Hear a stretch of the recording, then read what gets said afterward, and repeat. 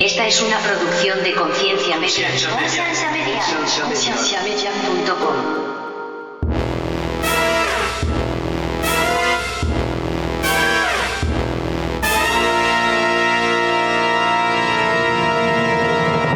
En este momento lo que yo veo, están enojados por mujeres compitiendo en deportes de hombres, que los gays no se puedan casar. Ese es el tema central para ellos, cuando se supone que hace 50 años, en los 70, se suponía como que ya habíamos empezado a superar eso. La ironía es que estaban preocupados de que un hombre vestido de mujer lastimara a una niña, y ellos tienen a un presidente que se fue a una isla a abusar de niñas pequeñas, y eso lo defienden. Conciencia es un podcast conversacional que está diseñado para comentar, criticar y retar el estado actual del cristianismo y su relación con la cultura, motivando a las personas a hacer las preguntas difíciles y a no tener miedo de buscar las respuestas. Nuestra intención no es venderte una religión ni una ideología, es abrir conversaciones a aquellos temas que suelen ser ignorados y vetados. Nuestro amor por la iglesia nos motiva a señalar esas cosas que vemos faltantes en la institución.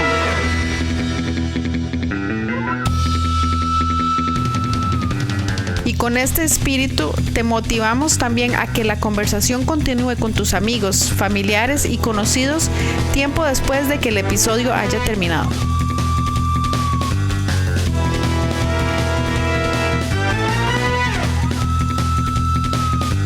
Visita nuestra página web donde encontrarás más podcasts como este.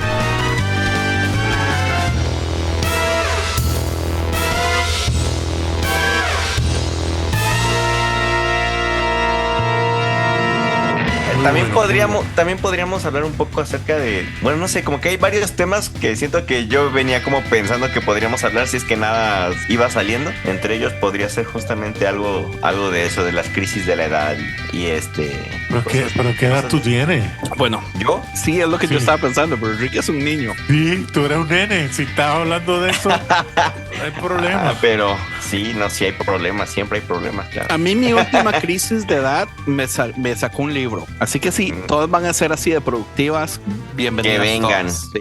A mí a los 30, cuando yo era freak de Friends, y como ellos tuvieron su crisis de edad a los 30, cuando se le dio. Cumplí los 30, me dio también. No, pero a los 30 no da nada. ¿Cómo no? De hecho, ¿han escuchado hablar sobre el Club de los 27? Sí. Ah, claro, entonces no pueden decir que no da. Bueno, pero tú no eres músico, ¿verdad que no? No, es solo es con músicos. Es con artistas. Artistas, sí, y es porque los conocemos. No, o sea que Rick no es artista, nada. Rick no, lo que pasa es que si algo le pasase calificar a Rick ahora a los 27, el mundo no se va a dar cuenta. Ah, claro. Cuando a alguien famoso le pasa, pues entonces las conspiraciones y las cuestiones, pues son muchos. Amy Winehouse, Kurt Cobain, no. Entonces Rick no se lo merece. No, yo no estoy diciendo que no se lo merezca, pero mira, en el 27 Club está Amy Winehouse, Janis Joplin, Kurt Cobain, Brian Jones, Jim Morrison, Robert Johnson, Jimi Hendrix, que era el que no me salía, y Mac Miller. Claro. Bueno, pero es que es como, o sea, es que es como el sesgo de la historia, ¿no? O sea, al final de cuentas, como aquello de la historia la cuentan los vencedores, pero pues porque son los que sobrevivieron para poderla contar. Entonces, el hecho de que los famosos sean los que pertenecen al Club de los 27 no significa que la crisis sea real a esa edad, fuera de personas que no son famosas, solo que no son famosas para ser también conocidas. No significa que el club sea una realidad y que no haya un club de 28. Claro, también. Porque también es como cuando usted empieza a ver en el reloj siempre 11:11 en la mañana y en las noches. Su mente ya está afinada para andar buscando esos detalles. Entonces ya la gente tiene la mente afinada de buscar el 27. Claro, sesgo de encuadre. Sesgo de encuadre. Estoy listo. Yo creo que uno de los temas interesantes que podríamos tocar también es los grupos. ¿Qué inspira a la gente en los grupos? ¿Cómo es que Nader entró al grupo de teología? Se adueñó de él. Se adueñó de él completamente. Los que más participan. No, yo no me he doñado. ¿Cómo y nunca más salió de ahí porque dejó todos los otros votados. Freddie Mercury murió a los 45 años. Yo pensé que era parte del grupo de los 27, de los de 27. Bueno, pero es como, bueno, ya es que ya son otros temas, pero o sea, creo que lo interesante no es la edad, sino el que produce ese tipo de crisis, ¿no? Y por qué es que cada vez son a más temprana edad. ¿A qué se refiere con más temprana edad? Sí, o yo sea, no sé si yo he notado eso. Bueno, es que ahí es donde entra mi problema con que a veces no apunto de donde escucho las cosas. Pero estaba escuchando un podcast creo que se llama el podcast, no me acuerdo qué podcast era. Bueno, pero era un podcast de un sociólogo que escucho y él decía que se está realizando ya el estudio de campo porque hay cada vez más una estadística de que tanto la depresión, la ansiedad y las tendencias suicidas han ido reduciendo el rango de edad en el cual empiezan a generarse, ¿no? Que desde siempre se sabe que en la adolescencia hay un detonante mayor, pero luego baja y de ahí reaparece hasta antes, algo así, reaparecía en los 38, 39, más o menos ese tipo de edades, y ahora en la adolescencia es como que aparece y de ahí disminuye, pero ya no disminuye casi que a cero, sino que disminuye a la mitad y de ahí se mantiene y empieza a crecer desde los 20 y va subiendo cada vez más. Entonces es un fenómeno muy interesante sociológicamente y que aún no está como completamente dictaminado, podríamos decir,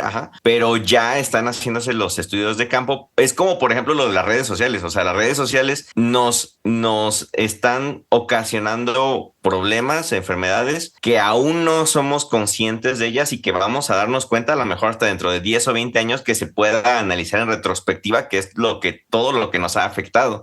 Pero como lo estamos viviendo en tiempo real, pues no es como que ya se sabe qué es exactamente lo que nos ocasiona. Como lo del TDAH. O sea, es curioso porque también, o sea, hay un incremento.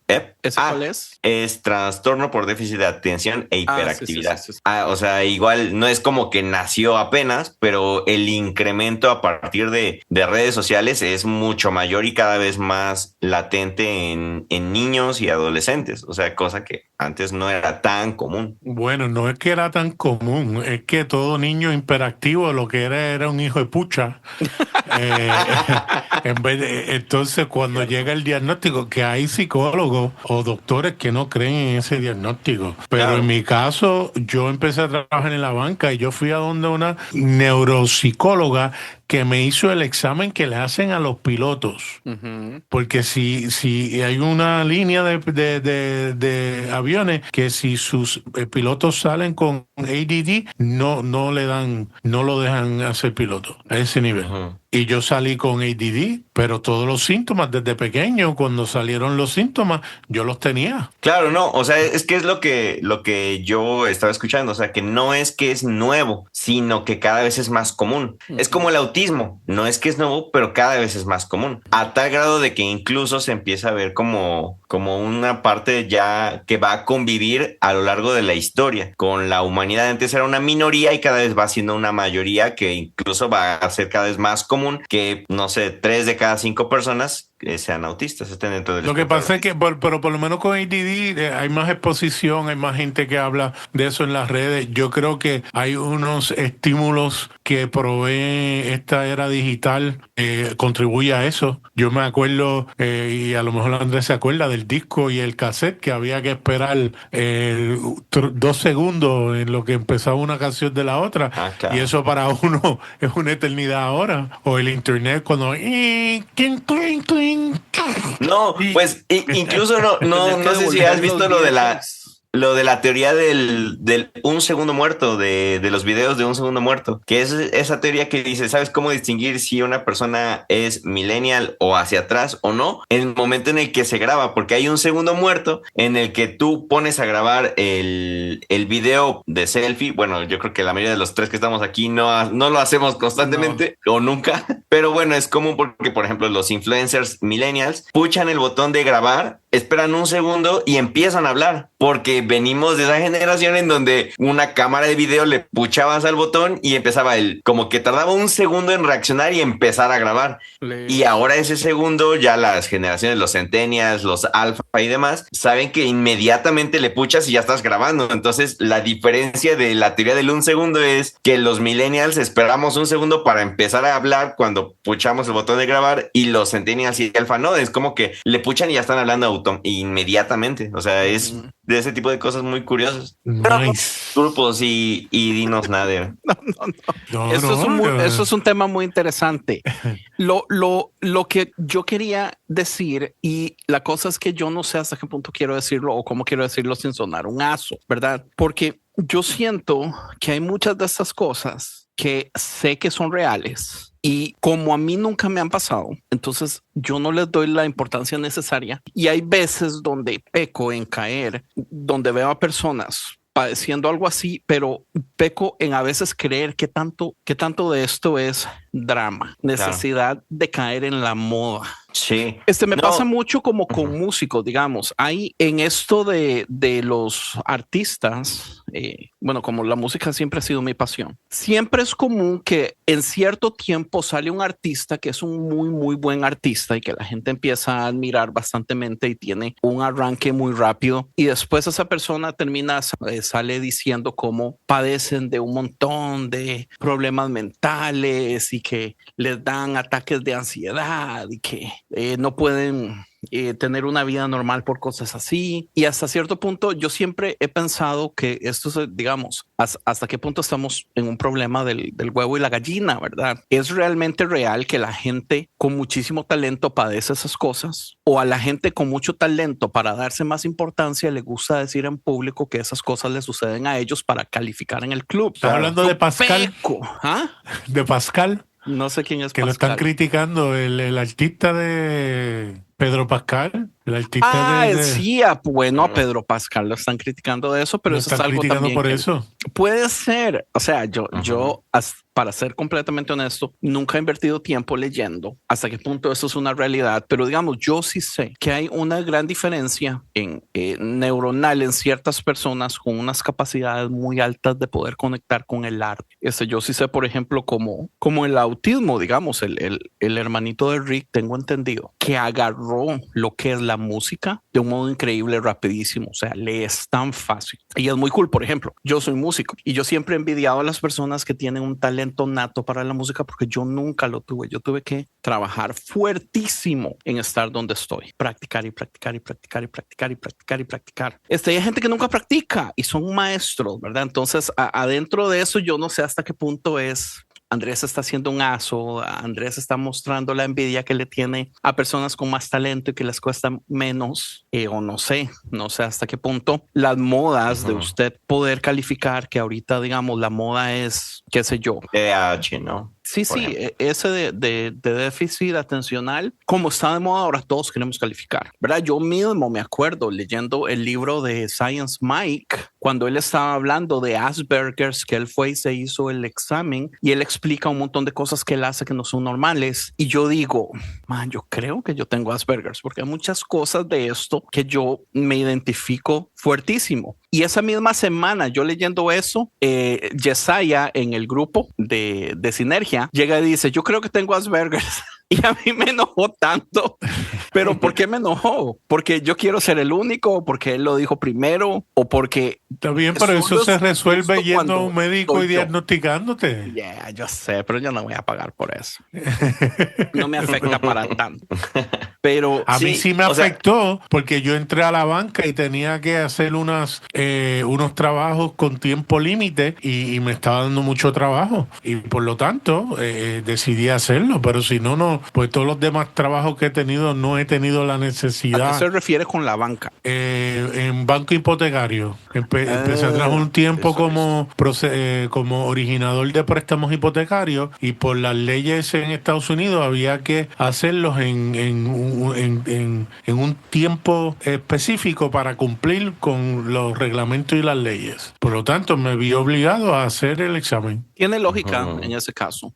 Es que yo creo que, o sea, sí son un montón de factores y creo que es lo que pasa, ¿no? O sea, creo que es lo que pasa no solamente con cuestiones de salud mental, sino en general con todo aquello que denota una diferencia de los demás. Por ejemplo, ¿no? Aquellos que genuinamente son personas que son, no sé, no binarias, o sea, que genuinamente no lo son. Y hay quienes quieren pertenecer a un club y encuentran dentro de lo queer esta facilidad de ser parte de algo. Y entonces es dicen, un no, pues yo lujo. también no soy no binario, ¿no? Cuando Porque, a lo mejor... sí, Exacto. porque si yo no soy binario, puedo seguir siendo lo que soy, que posiblemente es un straight normal o ser bisexual también es un loophole. Yo puedo ser bisexual, decir que soy bisexual toda mi vida y seguir mi vida de heterosexual, pero siendo parte del club. Del club, exactamente. Y me pasa eso porque, por ejemplo, como también de una u otra forma, por un lado me alegra y por otro lado me frustra la parte del autismo por cuestión de mi hermanito. O sea, cada vez me salen más en redes sociales personas de,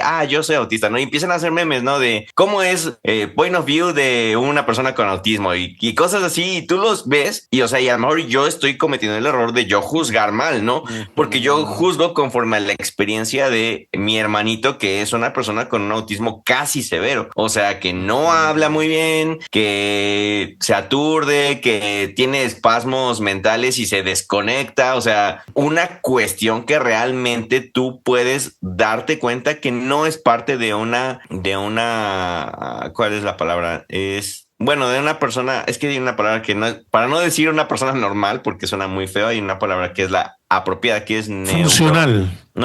Neurotípico. Una persona neurotípica. Entonces, para una persona que es neurotípica, tú lo ves y sabes que no es una persona neurotípica, ¿no? Y en cambio ves a estos influencers autistas de moda y dices, estoy seguro que no es autista.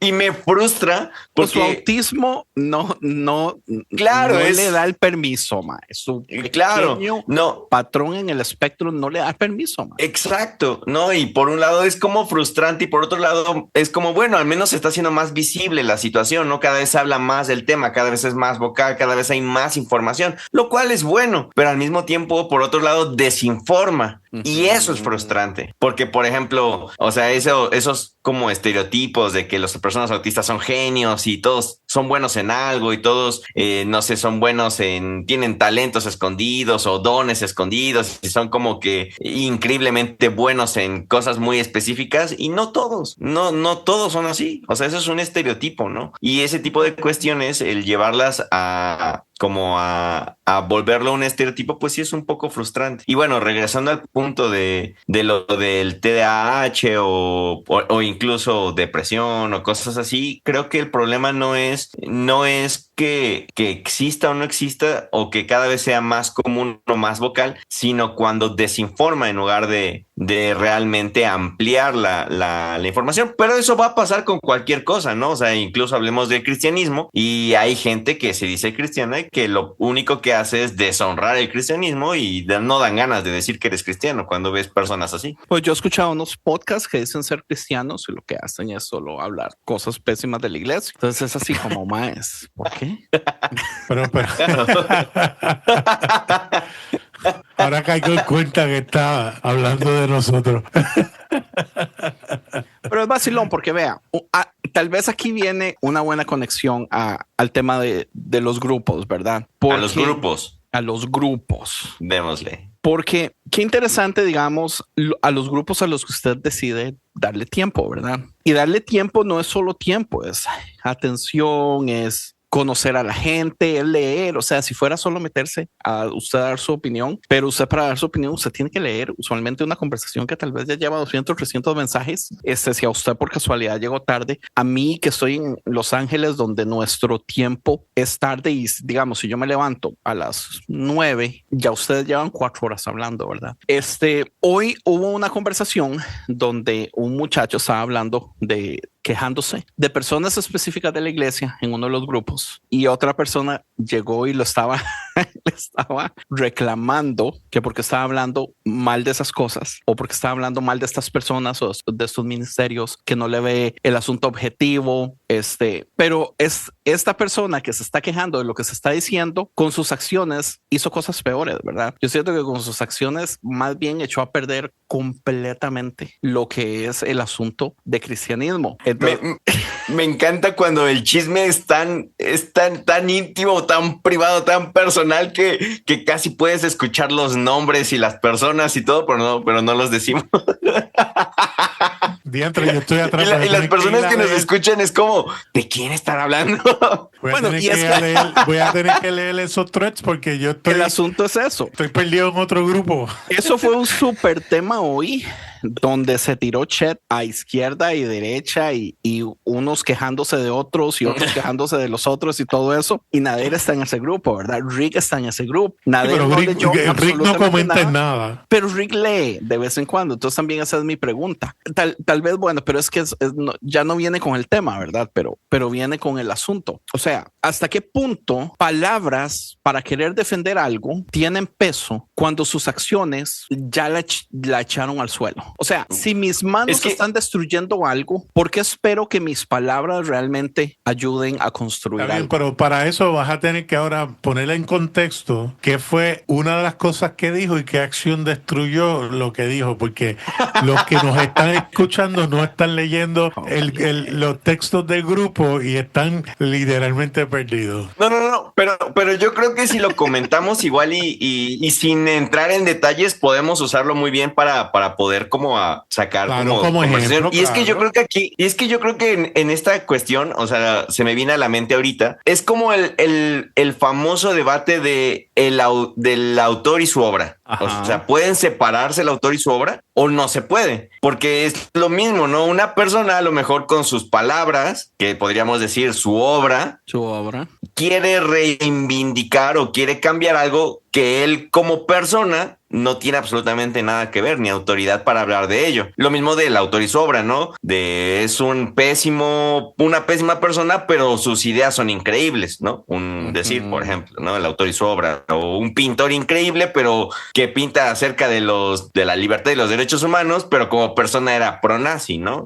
O sea, ese tipo de cosas. ¿Se puede separar el autor y su obra o no? Y yo creo que es básicamente el mismo debate aquel. Que hacía obras para la iglesia y era 100% anti-iglesia. Claro. Yo sí creo que se puede. ¿Separar? Sí, y lo he hecho toda mi vida. Estás entrando en contradicciones y detalles interesantes con la conversación de hace rato. Correcto, porque estoy hablando en secularmente.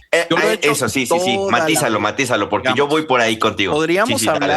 Podríamos hablar de Kevin Spacey, que es un actor que perdió toda su credibilidad por todas las cosas que salieron de abusos a jóvenes hombres. Y ese man ya lo perdió todo. Y aún así, entre mis top 10 de películas favoritas, hay una de Kevin Spacey y la amo todavía. Y la veo y la disfruto. Ver a Kevin Spacey haciendo ese papel no me afecta para nada. Sabiendo que posiblemente él estaba haciendo cosas en ese momento. Es como la gente que habla también, digamos, de Bill Cosby, ¿verdad? Ahora, es hipócrita tal vez. Pero yo creo que hay una diferencia muy grande cuando nos venimos al cristianismo, que el cristianismo por default utiliza una bandera de moralidad perfecta y su actividad favorita es señalar a las otras personas que están haciendo mal o que no están haciendo las cosas como moralmente ellos como religión creen que deberían ser hechas. Entonces ahí cambia la dinámica. Ahí yo ya no. Sí, no estoy 100% de acuerdo con ello. Hablar un poquito de cómo se llama español que acaba de meter la pata y se fue todo al carajo. San Pedro. A San Pedro y revivió a Cancionero Cristiano y lo revivió y nosotros estamos esperando que es cuando Cancionero revive venga con canciones pero no. Sí, San Pedro es un excelente ejemplo, ¿verdad? O sea, uno podría decir, pero es que todo el trabajo que ha hecho, todas las armas que ha convertido, todos los cursos, todo el talento que ha traído, cuánta gente... Las canciones que ha escrito. Ni idea porque nunca... No me gusta la música cristiana. Le aseguro que no me gustaría la música de él tampoco. Lo que pasa es que yo creo que hay un factor importante que no tomamos en cuenta. Yo tampoco lo escuché, pero sé que lo hizo. Listo. Yo Yo creo que hay un factor muy importante que nosotros no tomamos en cuenta, y es el siguiente. Y siempre uso a esta persona como ejemplo porque yo creo que es un ejemplo. Hitler. No, mentiras. yo creo que esto es un ejemplo de lo que es realmente arrepentirse y buscar la manera de ya sé quién es. rectificar para su Paul Young. familia primero, para entonces después que esté las cosas corregidas y pasa un tiempo, cuando sale nuevamente a la luz, no hay manera de decir, pero espérate, tú hiciste esto hace tiempo, porque demostró primero tener la confianza y el perdón de los suyos para entonces volver a salir. Carl Lenz. No, tampoco. El caso de William Paul Young. Sí, yo sabía que era Paul Young. Pueden tacharlo de bingo. Cuando le Paul es Young infiel, es el autor de La Cabaña. cuando él le es infiel a su esposa con la Por eso mejor pueden amiga de tacharlo su del bingo. esposa por muchos años, es su esposa que se da cuenta, y en el proceso él tarda 11 años en sanar, en buscar ayuda, en ir a psicólogo, sin salir a la luz pública para nada. Y lo que lo hace famoso es que la esposa le dice, escribe algo para nuestros hijos que hable de la experiencia de lo que tú viviste y cómo Dios te trabajó en tu vida. Y eso es lo que lo hace famoso. Hoy en día pasa al revés, ya la persona tiene la fama y tú no ves ningún tipo de arrepentimiento. Tú lo que ves es, sí, fallé, pero tengo un legado que tengo que seguir, he hecho mucho, no lo puedo dejar a perder, porque hay muchas personas que este ministerio ha bendecido, voy a tomar un año de sabática como mucho, y luego sigue como si nada ha pasado. Ahí es donde está la diferencia para mí. Es una No, gran y diferencia. siento que cada vez se instrumentaliza ¿Ahora qué? más las disculpas públicas. Pero Andrés, que tú dijiste que eso qué. No, que es un punto muy, muy válido. Yo pienso exactamente lo mismo. Dale, Rick. Ah, sí. Yo lo que iba a decir es que, o sea, yo creo que en ese caso la clave está en que, o sea, es en retrospectiva que podemos entonces evaluar el fruto de aquel arrepentimiento, ¿no? Pero es hasta que pasa que podemos en retrospectiva juzgarlo, o suena muy fea la palabra, pero creo que es la palabra más adecuada, para poder entonces evaluar el proceso, ¿no? El problema está en que como vivimos en una cultura de la inmediatez, las personas cada vez instrumentalizan más el perdón público con tal de lavarse las manos lo más pronto posible, y funciona. Ese es el problema, que funciona porque es como, bueno, ya pidió perdón público y en una semana llega una nueva noticia, hay nuevos influencers, hay nuevas cosas pasando y se te olvida lo que pasó. Se nos olvidamos muy rápido, cada vez olvidamos más rápido las noticias, ¿no? Por eso es que... Bueno, vean a Trump. Exacto, y no quería La yo lista mencionarlo, es pero... tan grande, exacto. pero ahí o sea, está Otra para el bingo. de verdad, de verdad que no quería yo politizar tanto el episodio, pero sí, o sea, Trump es como dice o hace una barbaridad, puede darse el lujo de decirla porque sabe que en 3 días ya no va a ser noticia, va a haber otra nueva noticia que lo va a opacar. Y los mismos cristianos que lo defienden. Claro, no, bueno, es otro tema. Y la moral se la pasan por el forro. Pero es que no, los claro. cristianos que los defienden, el que la moral se la pasan por el forro, aplica a todos lados también, ¿verdad? Porque Exacto. ahora tenemos a un Sí, San sí. Pedro, y el asunto con San Pedro es que San Pedro es un mae muy famoso, ¿verdad? Entonces, el mae es tan famoso que esta noticia sale a la luz y se hace el despiche gigantesco. Todo el mundo se da cuenta, un montón de páginas empiezan a quejar, gente independientemente puede empezar a ir a hacer investigaciones del tema, como Abner. O sea, Abner de su tiempo ha ido a buscar videos, artículos, cosas en redes sociales, en el historial y todo eso, ¿entiendes? O sea, hay gente que lo hace. Ahora, personas no famosas, como tenemos Abner debe varios saber el nombre y conocidos. todo de la persona. Sí, y la persona se sabe el de él, ¿verdad? Pero una persona no conocida puede darse el lujo de que esto no es un big deal, ¿verdad? No se tiene que hacer un perdón público porque el maestro no es famoso. En su iglesia, seguro un domingo dijeron algo ahí en un medio servicio, en una iglesia donde tal vez había un 35% de las personas que usualmente van, y ya eso cumple su misión y no pasa nada. Esa persona se sienta, pero no deja de servir, aunque esté sentado, ya no haciendo su función. Y eso ya le da validez para creer que está en un proceso de restauración cuando las cosas no funcionan de ese modo. Entonces ahí es donde viene, por un lado, mi frustración, donde esta inmediatez que afecta a muy famosos también es muy beneficioso para los no famosos, porque Exacto. lo que hacen no les afecta porque nunca salió a la luz, porque nunca se viralizó. Sí, no, y de verdad yo creo que, o sea, ahí es donde entra la necesidad de cada vez aprender a ser más pacientes. O sea, es como esa frase, ¿no? Que dice que aquel que no conoce su historia está condenado a repetirla. Creo que hay algo en cuestión con la memoria y con el cómo la cultura hoy en día nos empuja a olvidar cada vez más rápido, que no solamente termina afectando en círculos cristianos, en círculos políticos, sino en cualquier cuestión social, o sea, para bien y para mal, ¿no? Y por ejemplo, retomando lo de, pues sí, retomando cuestiones como políticas, ¿no? O sea, cada vez hay más como facilidad de que políticos hagan cualquier cochinero y saben que en 2-3 días ya se les olvidó a las personas, ¿no? Y no importa porque es como el siguiente presidente lo puede volver a hacer porque a la gente ya se le olvidó que el anterior hizo exactamente lo mismo, la administración pasada iba por los mismos caminos. Olvidamos cada vez más rápido y cada vez creo que se puede justamente, y vinculándolo al tema principal, no al principal, perdón, al tema primero, o sea, esa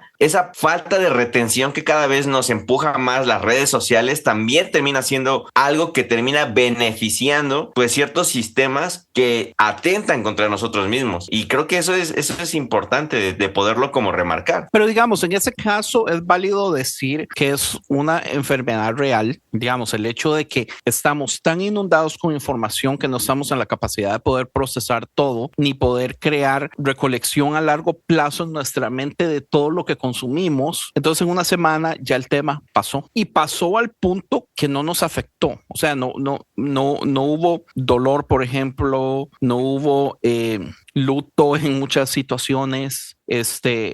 Podemos ver fotos de niños con hambre en Gaza y aún así hay gente diciendo es mentira, ahí no hay hambre porque el gobierno de Israel está diciendo que todo está bien. Y es así como, brother, o sea, lo estamos viendo, pero aún así es tanta la información que nos cerramos y no toca el corazón. Entonces, ¿vale la pena? Imagínate que han tocado más el tema de Sydney Sweeney y los maones y el anuncio de los maones que lo de los files de Epstein. Qué estupidez. Así que imagínate. Pero, o sea, y siento que ahí es donde entra lo importante, ¿no? Y ahí mi frustración, ¿no? con ese tipo de temas, porque aunque para muchos es un tema menor, no es un tema menor. O sea, al final de cuentas, a propósito o no, hay algo importante con cuestión de que, y ahí entra como mi análisis a lo mejor un poco más materialista de ese tipo de situaciones, pero el anuncio de Sydney Sweeney no es precisamente el problema, sino es por qué hoy en día es un problema. ¿Cuál es el momento histórico que estamos viviendo que permite ese tipo de anuncios y que al mismo hace 10 tiempo años sean fáciles?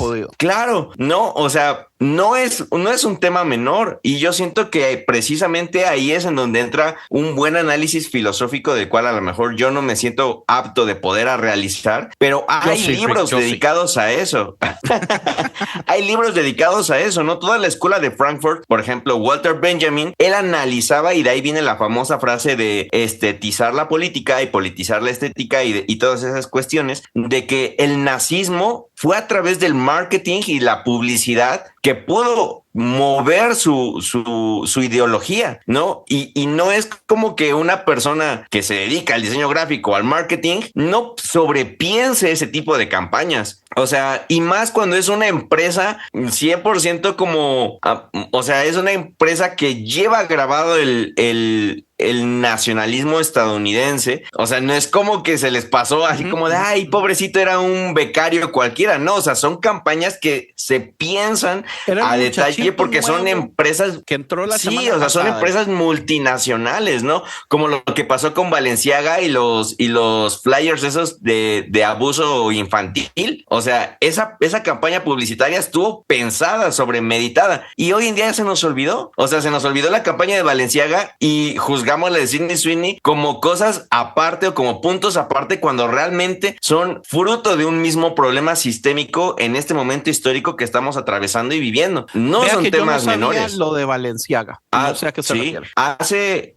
mira, para que veas lo de la mala memoria, hace un año o dos, no recuerdo exactamente, Balenciaga sacó una campaña publicitaria en donde hay como simbolismos como de como masoquismo y sadomasoquismo, pero hay otra palabra en inglés que lo engloba, no sé cuál es. El punto es que, o sea, en esa campaña usan niños con personas, por ejemplo, vestidas de látex, negro, cinturones, o sea, ese tipo de simbolismos, y salen en medio de esas campañas publicitarias, salen documentos, o sea, está ahí, o sea, tú puedes ir, es más, vayan y googleenlo por si yo estoy dando mal algún dato en este mismo instante, porque no me acuerdo exactamente cómo fue, pero pueden googlearlo, y salen documentos con ciertas como leyes, ciertos como artículos, ciertos como reportajes, ciertas cosas a favor de legalizar, por ejemplo, lo que pasó apenas también en Canadá, creo que fue, lo de que si eres un niño y tienes consentimiento, sí puedes estar con un adulto, o sea, ese tipo de cuestiones, ese tipo de artículos, de empujes, de demás, estaban ahí, en fotos en la publicidad de Balenciaga, y se armó un borlote también a cuestión de marketing y demás, y mira, 2 meses después se olvidó,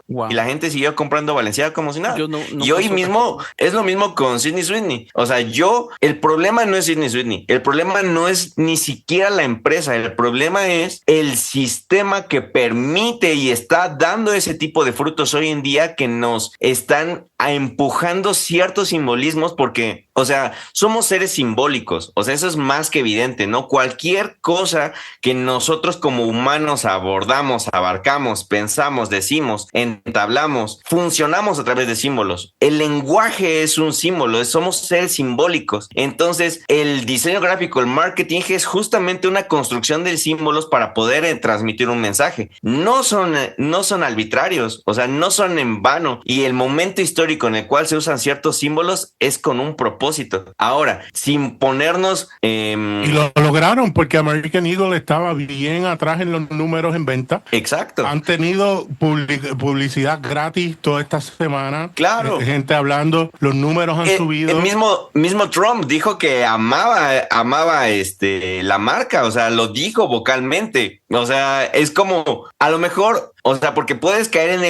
en ser conspiranoico, ¿no? ¿Y cuál es la diferencia entre ser conspiranoico y ser crítico? Que el conspiranoico sobreatribuye a una sola causa un montón de circunstancias, ¿no? Y ser crítico es un análisis de múltiples causas que pueden contribuir a ese resultado, ¿no? Uh-huh. El conspiranoico es una única causa a eso. El crítico es múltiples causas, múltiples factores que permiten o contribuyen a ese resultado, ¿no? Entonces yo creo que críticamente podemos analizar el momento histórico que estamos viviendo, las cuestiones raciales, las cuestiones colorimétricas, tanto en Estados Unidos como en México, como en el mundo, ¿no? O sea, todo ese tipo de situaciones, analizarlas como un factor histórico, te permiten darte cuenta de que la campaña, si bien a lo mejor no era precisamente con un mensaje fascista, pero en el momento histórico y contextual que estamos viviendo, transmite un mensaje fascista, porque somos seres simbólicos. Y más en una temporada donde las derechas radicales están teniendo cada vez más ímpetu, más fuerza, y están agarrando cada vez más adeptos. Entonces, o sea, es un mensaje simbólico que a lo mejor no atenta directamente contra personas, pero sí gana adeptos, porque es un mensaje que es escuchado por personas que ya están buscando ese tipo de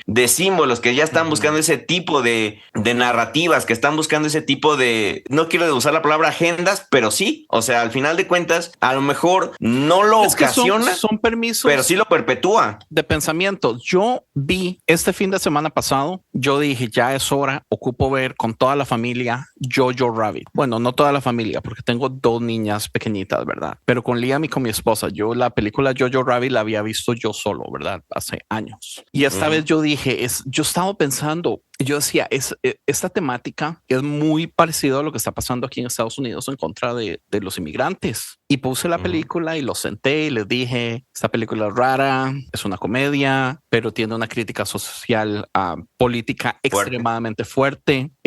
Habla del nazismo, pero habla de hoy en día también. Y la vimos, men. Yo no me acordaba de un montón de cosas. De un montón de cosas. A mí me hizo llorar como 4 veces. Y brother, el mensaje tan poderoso digamos, de Scarlett Johansson, la mamá, ¿verdad? Decidiendo dar su vida por una causa que parece que no tiene solución, que no tiene razón de ser, que es una causa que ya van perdiendo. Man, es increíble porque vieras que a mí todo esto que ha estado pasando en inmigración a mí me ha afectado mucho porque inmigración está, o sea, por un mes estuvieron aquí, o sea, en la esquina, ¿verdad? O sea, todos los días usted no salía sin fijarse en los apps. Y el problema es que, man, no importa, o sea, si usted tiene papeles, si usted es residente, si usted es ciudadano, activamente la orden es color y acento, color y acento. Ocupamos 3,000 arrestos por día. Arresten a quien les dé la gana, aunque tengan papeles. Sí, seguro muchos de ellos van a ser... Nader era uno de los que me estaba diciendo, ¿verdad? Un montón de gente va a empezar a demandar, pero para demandar se ocupa tiempo, se ocupa dinero, ¿verdad? Se ocupa que el sistema sea justo y en este momento estamos viendo que el sistema no es justo desde arriba, desde la Corte Suprema, no está siendo justo, ¿verdad? O sea, está realmente saltándose pasos legales increíbles. Entonces, man, a mí, me afectó montones al punto, man, que, o sea, que yo no quería grabar, no quería hacer nada más. Yo pasé unas semanas muy mal, porque, y viendo esta película de Jojo Rabbit es, o sea, la chiquilla, Elsa, hay una parte donde ella dice, donde yo creo que Jojo le dice algo así como, pero es que usted le dio la espalda al país. Y es así como, o sea, yo amé el país hasta que ellos me dieron la espalda a mí, ¿entiende? Es increíble cómo uno pierde las ganas de hacer absolutamente nada por este acto cívico que se supone. O sea, yo toda mi vida he vivido con esta mentalidad, ¿verdad? No es que me pueda dar a mí el país, es que le doy yo al país, donde sea que uno esté, ¿verdad? Hay una responsabilidad por el bien común, por las cosas que uno hace. Por eso es que uno hace cosas mínimas como uno devuelve el carrito del supermercado a la fila de carritos, ¿verdad? Por eso usted cuando come rápido en un parqueo no tira la basura en el suelo. O sea, hay cosas tan mínimas, man. Todo eso. La otra falacia de que el que critica algo es que no lo ama o odia o lo odia. Es todo lo contrario. Es todo lo uno contrario. critica lo que uno ama porque uno lo quiere ver bien y mejor. No, y ahí viene, perdón, bueno, mejor Nader, amplía tu idea si ibas a decir algo más, es que se me vino rápido.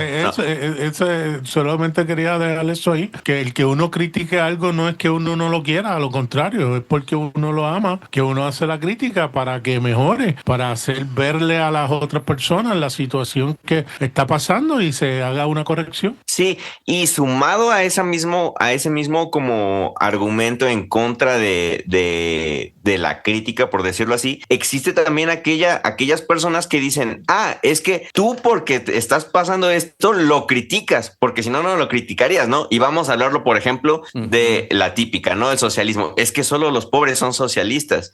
Y por un lado es como, o sea, hay evidencia ya al día de hoy de que no es cierto, no solamente los pobres son socialistas. Y por otro lado, aun si así fuera, pues por un lado sí, claro que sí. Es como enojarte con los negros por querer luchar en contra de la esclavitud. Es como, es que tú porque eres negro quieres abolir la esclavitud. Pues obvio sí, porque a mí me está afectando. O sea, obvio sí voy a estar en contra de eso porque a mí me está afectando. Es como, claro que voy a criticar yo esta situación porque a mí me afecta. Quizás a ti no te importa tanto criticarlo porque a ti no te afecta, pero a mí me está afectando esta situación. Por supuesto que la voy a criticar. Es como, o sea, y siento que sumado a lo que Narder decía, ¿no? Por un lado es como solamente los que critican es porque odian. No, criticamos porque amamos. Y por otro lado, es que solamente los no sé, tales son los que critican. Si no lo fueras, entonces no criticarías. Pues sí, porque me afecta, por eso lo critico, porque quiero cambiarlo y porque quiero no solo cambiarlo para mí, sino todas las otras personas que como yo estamos sufriendo este tipo de abusos sistémicos, este tipo de situaciones hegemónicas, este tipo de racismos, este tipo de fascismos, este tipo de pobrezas, de escasez, de lo que sea. Pues claro que lo vamos a criticar porque queremos un cambio, porque nos está afectando. Entonces siento que son dos puntos importantes. Yo creo que eso es importantísimo en el clima político que tenemos nosotros en este momento, respecto, porque sí hay una gran diferencia en, digamos, el lado de los partidos, donde un partido, por más que se critiquen las cosas por las que está peleando, hay algo clave en todo eso que es el bien común, ¿verdad? Por más de que se critique como sea, de que caigan o sea, creen monstruos de paja o se vuelvan blancos fáciles por estar defendiendo cosas que una persona diría, ¿cómo es que están defendiendo a los gays? Si los gays son una abominación. Brother, hay una razón por la que se lucha por los derechos humanos en general. Y el otro lado contrario del partido claramente solo tiene un interés y es ellos mismos. Y muchísimas veces es hasta peor, ¿no? Es ellos mismos, ¿verdad? Los millonarios. Perdón, Mae. Porque ellos no se están ayudando. Te voy a interrumpir. No, el interés no es ellos mismos. El interés es el interés del capital. Y esa es la parte, porque esa es la parte importante. Y esa es como de las mayores críticas y más importantes, creo, hoy en día hacer vocales con ellas, que las personas no son el problema. O sea, Elon Musk no es el problema. El problema es el sistema que permite personas como Elon Musk. O sea, porque si Elon Musk ahorita se muere, mañana sale otro, pasado mañana sale otro. Si Trump hoy muere, mañana vas a levantarse otro Trump. Bueno, yo espero problema. Que no se levante uno en 100 años. Pero es que, ¿sabe qué es lo increíble? Rogamos que así sea. Y tienes los pobres que defienden ese sistema porque creen que algún día van a ser parte del mismo y se están defendiendo ahora mismo. Es otro gran problema social. Y el otro lado, que son peores todavía, que son los que cuando estaban en esa situación los criticaban, entonces ahora porque tienen papeles o están bien, no los pueden tocar, entonces se van del otro bando y sacan la escalera debajo de ellos para que otros no puedan subir. Esos son unos traidores, unos malditos. Ay, sí, no, está bien, es lo que es necesario. No. ¿Sabe qué es lo que a mí me ha traído? O sea, vivimos... Yo siento que a mí esto de la inmigración, eso ya se aprendió. Estas noticias que yo he estado viendo, ver gente en mi área, en mis zonas, en mi ciudad vecina, donde están siendo arrastrados por personas enmascaradas, no les están dando due process, man. Eso es un kidnapping, eso son secuestros, eso son romperle los derechos humanos. O sea, esto se lo juro que a mí lo que me ha traído es odio por lo que yo antes le tenía tanto cariño a lo que este país me había dado, a lo que este país me había permitido. Bro, yo estoy en un punto donde, o sea, es que cómo la gente no entiende que usted lo que está haciendo es disparándose en el pie al hacer estas cosas. ¿Cómo es que Trump no entiende que las personas que han hecho este país grande, porque desde lo más bajo lo han levantado con los sueldos más básicos, sin ningún derecho, sin absolutamente nada, por personas sacrificándose, haciendo esas cosas, es que el país está donde está? Se están disparando ellos solos en el pie porque esta gente no va a seguir aguantando estas cosas. Esta gente no va a sacrificarse por este país porque no vale la pena. O sea, esto realmente está creando un odio y una decepción y un enojo, y por eso Nader dice, es que son unos malditos. Yo hace 2 años hubiera dicho, Nader, no. En este momento yo digo, sí, fuck them, putos, desgraciados, malditos. ¿Cómo no les duele ver lo que está pasando? ¿Cómo se alegran de las cosas? ¿Cómo se alegran de esta persecución? Y uno podría agarrar todo esto y traerlo a la iglesia también, porque el problema de defender el capital, defender el sistema, ¿por qué yo por años no he criticado personas con nombre? Porque yo no soy de los que saco posts de San Pedro. Pues yo sé que el problema no es ellos. El problema es un sistema que deja que personas así agarren poder, agarren fama, y adentro de ese poder lo abuse, ¿entiende? Y no son solo personas grandes. Tenemos ejemplos de personas que no eran nadies, pero en su pequeña posición de poder se aprovecharon del sistema, hicieron lo que les dio la gana, y ahora se devuelven y se muestran como santas palomas, y ahora lo que hacen es defender al pastor y a la institución y al sistema y todo eso, porque estando donde estaban no lo valoraron, y ahora, sabiendo lo que perdieron, dicen, qué bien que estaba antes, y ahora quieren esa posición de nuevo. Mae, es un asco, ¿entiende? Es un asco y realmente enoja. Y antes, hace 2, 3, 4 años, o sea, mucha de esta empatía en mí estaba ahí activa. Hoy yo creo que no la tengo. Hoy yo creo que me la quitaron, man. Y yo me siento mal de tener este desagrado, este enojo, este odio a tantas cosas, pero no lo puedo evitar, man. Y yo siento que ocupo ver cómo lo saco, porque lo que está pasando es realmente un asco. O sea, es realmente vergonzoso a lo que estamos llegando como iglesia, ¿Sabes? y como país, y como gobierno, y como mundo en general. O sea, cuando Rick dice como la derecha está creciendo al modo que está creciendo, o sea, ¿por qué? ¿Qué es lo que les están vendiendo? ¿Cómo es posible que la gente se coma el cuento? Y está sucediendo. Es tan fácil, o sea, es tan ignorante la gente que lo único que ocupa es un script, porque yo siento que lo que hacen es venderle el script, y usted aprendiéndose el script, usted ya cree que tiene todo el conocimiento y entendimiento político necesario para poder enfrentar este problema. No funciona así. Aprovechan la vagancia de la gente que no busca, que tiene desconfianza en el sistema, que cree que todo el mundo le está mintiendo. Y entonces... malas escuelas, malos colegios, falta de educación. Un sistema roto. Ellos desinformación en redes sociales. Correcto.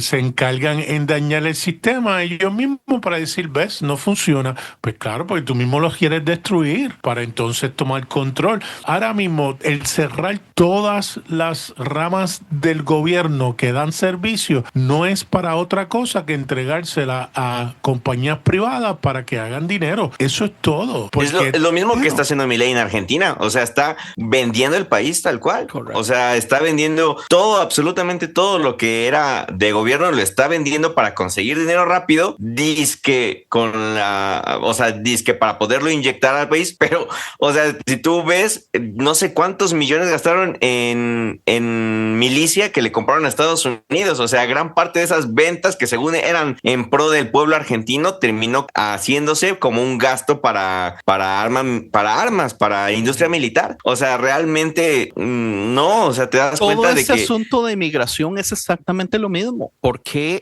300 arrestos al día? Porque se le están pagando a compañías hacer estos campos de concentración, estos cárceles especiales. Sí, lo son. Esa inversión se le están dando cuánto a El Salvador por hacer otras de esas cárceles de máxima seguridad donde antes tenían solamente a los pandilleros, ¿verdad? Que muchos decían, se están rompiendo los derechos humanos con montones de esos pandilleros, pero El Salvador ha sufrido tanto que dejémoslo. O sea, toquémoslo más adelante porque ha sido beneficio para el pueblo que ha estado ahí. Pero ahora gente inocente de Estados Unidos porque Bukele está recibiendo un cheque gigantesco para recibir gente sin due process, sin ir a corte, sin absolutamente nada. Man, qué asco.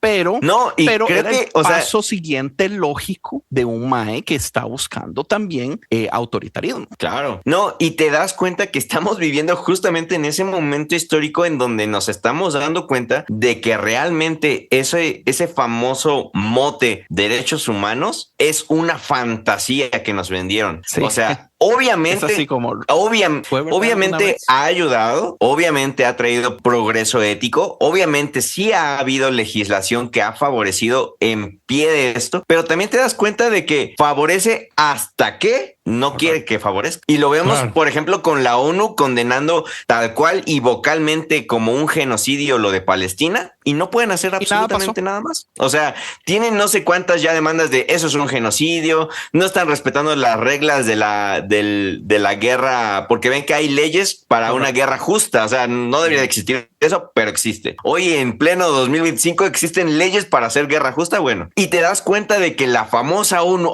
esa organización que se formó después de la Segunda Guerra Mundial por culpa de los nazis y que no sé qué, que no sé cuándo, y esa gran organización no sirve absolutamente para nada, porque condenan abierta y públicamente lo que está haciendo Netanyahu, y no pasa nada. Pero eso sí. No tiene garras. Exacto. O sea, y te das cuenta de que la ideología o la fantasía funciona hasta que no es necesario que funcione. Y te das cuenta cómo también y es parte de lo de la importancia de estudiar filosofía e historia, porque te das cuenta de que el término derechos humanos nace de la ilustración, pero no de cualquier ilustración, de la ilustración burguesa. Y la ilustración burguesa pensando en los derechos de los burgueses. De los burgueses. Es por eso que cuando fue lo de los derechos humanos y se empezó a instaurar, no servía para los negros, no servía servía para las mujeres, no servía para las personas con alguna discapacidad. O sea, esas personas eran consideradas menos que humanas, por lo tanto no tenían los mismos derechos. Y hoy en día eso es prácticamente el fascismo que estamos viviendo en el 2025, que hay personas a las que no les aplican los derechos humanos. ¿Quiénes? Los que no son ricos. ¿Eres pobre? No cuentas como derechos. A los que no les conviene el sistema. Exactamente. Entonces es una fantasía. Es una fantasía liberal. Es muy parecido a lo que veíamos en Jojo Rabbit, porque nosotros terminamos de ver la película y yo tuve una conversación muy seria con mi hijo. Mi hijo ha estado muy afectado también con todo esto. Y yo le decía, como vea, man, en este universo hay personas que pueden debatir y defender cualquier lado o ideal político siempre. Hay gente que puede pararse enfrente suyo y defender el nazismo y tratar de hacer una apologética bonita de por qué el nazismo tenía ciertas cosas buenas. Y tal vez puede tener muy buenos puntos y buenos argumentos en ciertas cosas, pero hay trucos para usted poder notar cuando hay errores lógicos y falácicos en todo este tipo de cosas, y hay trucos para usted poder ver si usted está realmente en el lado correcto. Porque en este momento, por ejemplo, hablando de republicanos y demócratas, pro Trump, MAGA, es que esa es otra cosa. Yo he tratado de ser claro desde hace mucho tiempo, más que todo en los grupos, cuando hablamos del tema y todo eso. O sea, yo no soy anti-republicano, yo no odio a los republicanos, yo odio a los MAGAs. ¿Entiendes? Yo fui republicano por muchísimos años. MAGA es una distorsión de lo que eran los republicanos, es otra cosa completamente diferente. Yo odio el partidismo. Bueno, volvemos a lo mismo. Yo odio el tribalismo también. Entonces tenemos ese problema de donde nosotros nos creemos el equipo bueno y el otro es el equipo malo. Pero ahí va mi punto. Ahí va exactamente mi punto. Yo le decía, usted puede, Liam, a mi hijo, ¿verdad? Usted puede identificar cuando una persona está en el correcto o cuando una persona está en el error basado en cómo ellos se ven a sí mismos. Si ellos se ven como los absolutamente buenos, como los únicos que tienen la razón, como que son los únicos que tienen la verdad, y no solamente tienen la verdad, sino que entienden todos los detalles de todas las situaciones, de todo lo demás. Usted puede ver que usted está en el equipo correcto cuando usted ve que los otros, una de las cosas que hacen, lo primero es poner a sus enemigos como menos que humanos. La deshumanización es uno de los primeros. Una herramienta política. Sí, es una de las primeras cosas que usted ve. O sea, fue de las primeras cosas que Trump dijo cuando empezó a hablar acerca de los mexicanos, ¿verdad? Ese fue de las primeras cosas que escuchamos a Hitler decir.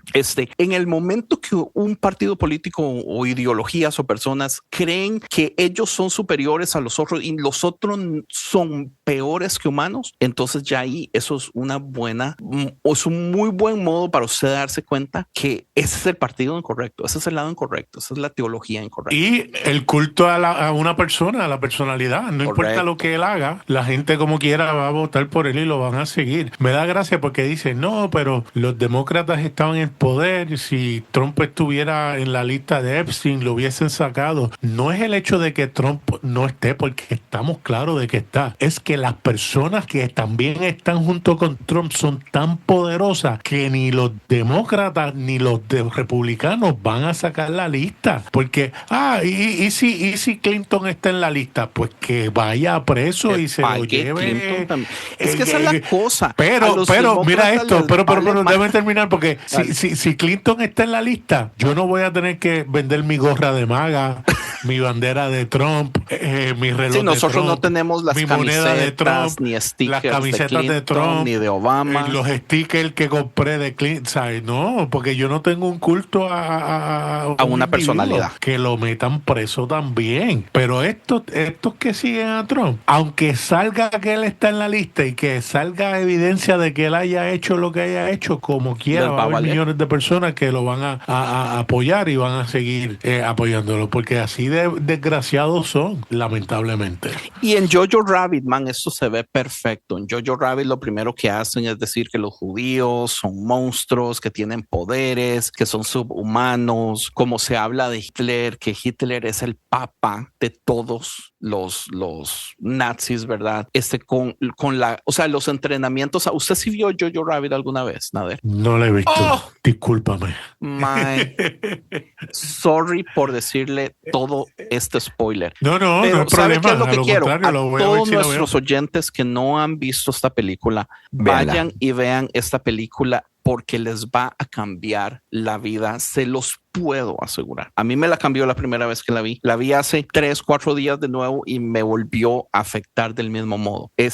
O sea, el modo como se entrenan a las personas para simple y sencillamente dar la vida, para matar sin sentimiento, porque se les entrena que no son humanos. Es un asco, es un asco. Y es increíble ver que estamos viendo lo mismo hoy cuando se supone que ya habíamos superado esto. Man. Ese es el punto. Nos hicieron creer que lo superamos, pero realmente, o sea, tú te pones a investigar, por ejemplo, cuándo empezó lo del genocidio de Palestina. O sea, no es reciente. O sea, lleva, no sé, 30, 40 años. ¿Y qué tiempo tenemos de la Segunda Guerra Mundial? O sea, realmente no es como que hay una brecha mega histórica de progreso y evolución histórica y humana, ¿no? O sea, realmente hemos tenido muy buenos momentos en los que las noticias nos han sabido vender que no hay tanto problema como antes, pero realmente son canales de televisión privados que sirven a personas específicas con intereses específicos. Y esto no es conspiranoico. O sea, puedes ir, cualquier persona que nos escuche, ir a investigar quién es dueño de Fox News, quién es dueño de CNN, quién es dueño de, o sea, las cadenas más grandes de televisión, y te vas a dar cuenta de que, claro, esto no es conspiranoico. Todos pueden ir y meterse a Google y ver, digamos, las cosas que Estados Unidos ha hecho en su país para estorbar el desarrollo de su país. ¿Cuántas veces en sus países se ha metido, digamos, el FBI a destronar gobiernos? Plan Cóndor. Busquen Plan Cóndor. Brother, es que todos nuestros países tienen historias porque lo han hecho siempre, ¿entiende? Pero esas cosas no salen en las noticias, esas cosas no se explican, esas cosas, pero tenemos todo el historial de que está ahí. Entonces, y ese es el asunto con la conspiración es, y yo soy de esos man que le tengo tanta cautela a la conspiración, pero yo fui muy atraído a ella en mis momentos de más ignorancia en mi vida. Y conforme empiezo a leer que hacer un capítulo completo solo con de Harley. Conspiraciones. O con de Harley. conspiraciones. No con Harley, porque eso es darle voz a un conspiranoico. Yo quisiera hablar del tema, pero sin tener que darle la oportunidad a conspiranoicos de tirar todas las pajas que tienen. Pero digamos, una de las cosas más importantes de la conspiración es lo que hacen las personas, ¿verdad? Las personas que aman las conspiraciones aman el sentimiento de ellos saber algo que nadie más sabe. Eso que los hace especial. Por eso los cristianos somos tan susceptibles a caer en conspiración, porque todo nuestro cristianismo se nos ha enseñado de este mismo modo, ¿verdad? O sea, la Biblia. ¿Y qué manera de conectarlo con el tema inicial? Sí, correcto. El deseo de pertenencia. Se nos ha dicho por años, esto es un mensaje especial, esto es una revelación especial. Dios tiene secretos para usted. Nosotros somos especiales porque sabemos que no vamos a morir, vamos a vivir por toda la eternidad. Entonces nosotros ni siquiera somos de este mundo, somos embajadores del cielo. Entonces, obvio, llega alguien con argumentos medio interesantes de que el planeta es plano y la gente se lo cree, y no solo se lo cree, sino que ama la información porque dicen todos los demás son un poco estúpidos y yo soy especial. Ese es el problema que yo más detesto de las conspiraciones. Pero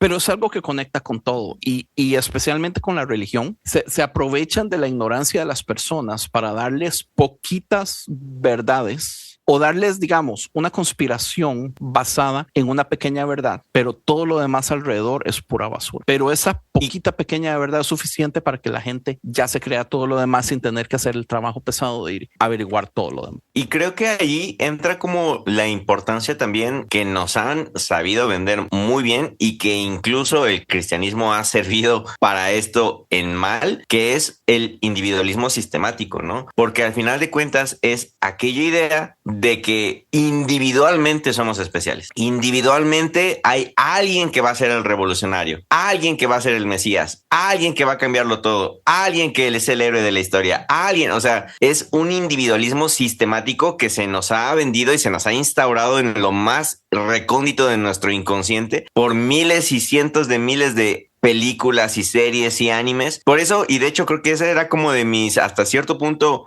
podríamos decir, críticas y a la película sagrados de Barbie. Claro, o sea, todo conlleva a una persona que despierta y lo cambia todo. O sea, es un individualismo sistemático porque de una u otra forma, y esto es algo que dijo Marx, que dijo, todo lo sólido se desvanece, todo se hace líquido. Y es eso, o sea, al final de cuentas, sistemáticamente es más conveniente ser individuales, ser moléculas, ser, ¿cuál es la otra palabra? Siempre lo confundo. Sí, atomizarnos, o sea, esa es otra palabra, ¿no? O sea, al final de cuentas, mientras más separados, más individuales, más lejanos, más distanciados y diferentes somos los unos de los otros, más fácil manipularnos y movernos. Odio usar la palabra manipulación porque se usa mucho en teorías de conspiración, pero, o sea, es más fácil mover las masas. Persecución, porque yo odio que los cristianos le llamen a todo persecución, y yo tuve que luchar con lo que está pasando en este momento a los inmigrantes en Estados Unidos. Es persecución, y yo tuve que liberarme de eso y decir, no, llámelo como es, ¿entiende? Aunque por más que yo odie cuando se utiliza el término fascismo mal, en este momento el término aplica del modo perfecto y nadie lo puede pelear. Entonces use el término que tenga que usar cuando realmente vale la pena, sin miedo. Está en mute, lo perdimos, Rick. Perdón, pensé que ibas a seguir hablando y eché un bocado de comida. Y me agarraste a medio bocado esperando que yo hablara y yo, no puede ser. Hasta tuve que apresurarme a masticar más rápido.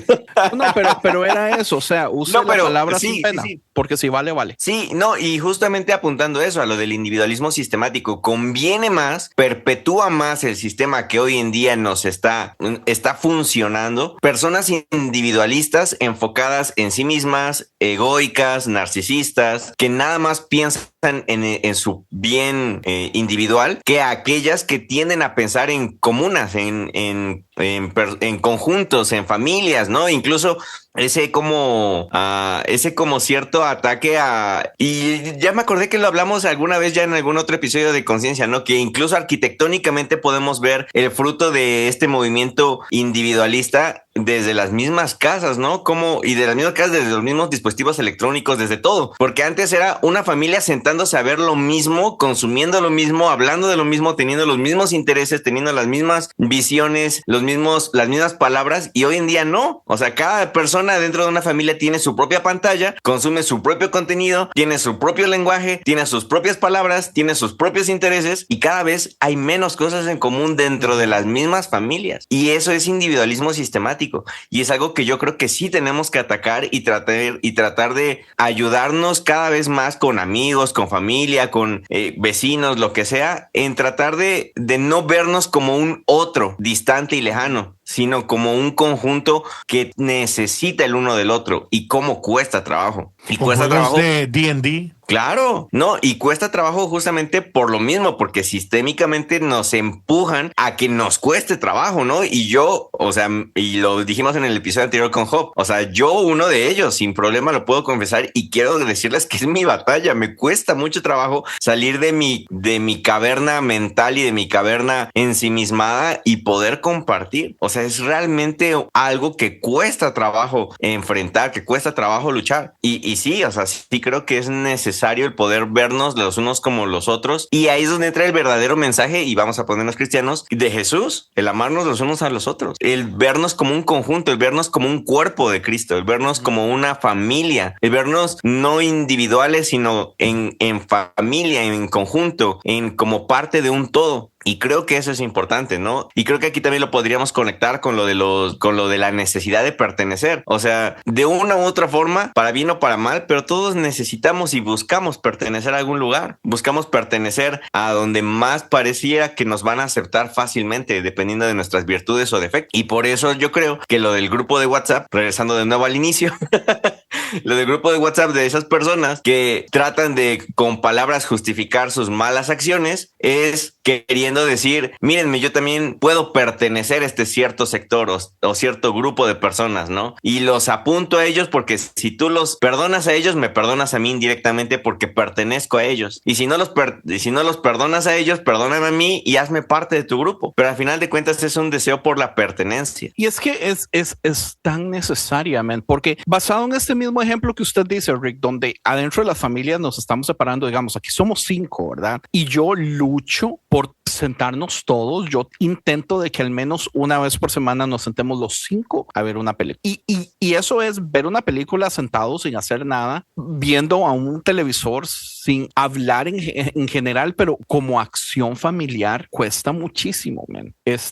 A mí, digamos, a mí me sorprende mucho cómo este asunto de desunir es un problema sistemático, ¿verdad? Nosotros, no sé, yo vi hace poco un video de Bernie Sanders donde hace, no sé, 20, 25 años, él estaba explicando, digamos, cómo unos lados políticos, especialmente los que están diseñados para beneficiar a los ricos, ellos, su trabajo completo es crear desunión entre las personas abajo, ¿verdad?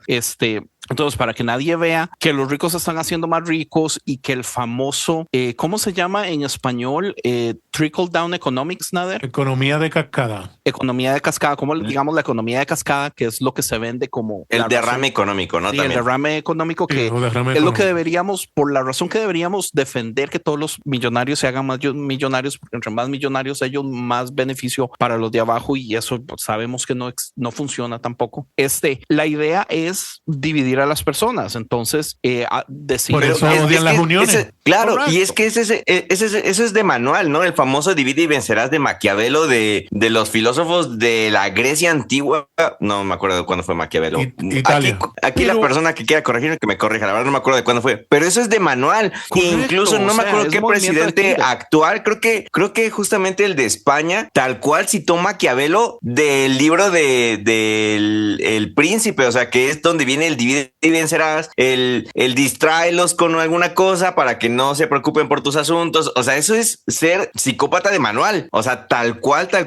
Y son cosas que nos han venido diciendo, pero que las tachamos de ay, estás exagerando, ay, no, es que bueno, ¿cómo crees que no sé qué? Punto. Pero es tan real. Es que fácilmente se le acusa a uno de conspiración cuando uno menciona cosas así, porque uno también está acostumbrado a acusar de conspiración a otras personas que dicen cosas diferentes, pero hay una gran diferencia entre esas dos, ¿verdad? Una, como dice usted, lo tenemos en un manual que se ha utilizado por años y es 100% accesible, y el otro son ideales donde se tratan de hacer conexiones raras. O sea, hay razones, por eso es que todos los temas son importantes siempre y tienen que tocarse y tienen que despedazarse y tienen que ser criticados, o sea, de un modo justo y severo, porque no todos realmente pasan la prueba de una crítica justa. Pero si la conversación no existe del todo, si desde el principio se apaga la gente y lo que se promueve es ignorancia, entonces, o sea, es una guerra que nunca vamos a poder ganar. ¿Hasta dónde vamos a llegar entonces? Tal vez mi pregunta es, y aquí Nader creo que me puede ayudar, porque yo estas conversaciones las he tenido con Nader montones de veces y yo siempre le salgo súper negativo, estoy decepcionado, ya estoy llegando al final, y Nader siempre logra tirar palabras de motivación y esperanza y todo. Yo no sé cómo hace. En estos momentos no me diga que no, Nader. Con todo lo que he visto en estas últimas semanas. Entonces estamos fucking jodidos, Nader. No. Dentro de todo, lo último que se pierde es la esperanza, ¿sabes? Dentro de todo, ahora mismo, un ejemplo. Texas está tratando de hacer gerrymandering, que es tratar de sacar 5 asientos legislativos adicionales para el Partido Republicano. Empezando desde que el gerrymandering es de las cosas más estúpidas del universo y poca gente sabe y entiende de él y no la les gente da no sabe lo que es, claro. Pero ¿qué pasa? No hay problema. Qué bueno que del otro lado hay ahora el otro partido está diciendo que si Texas hace eso, los estados más grandes con más representación son los estados azules. Ellos entonces, aunque ellos han sido lo suficientemente, o sea, no lo han ocupado. No.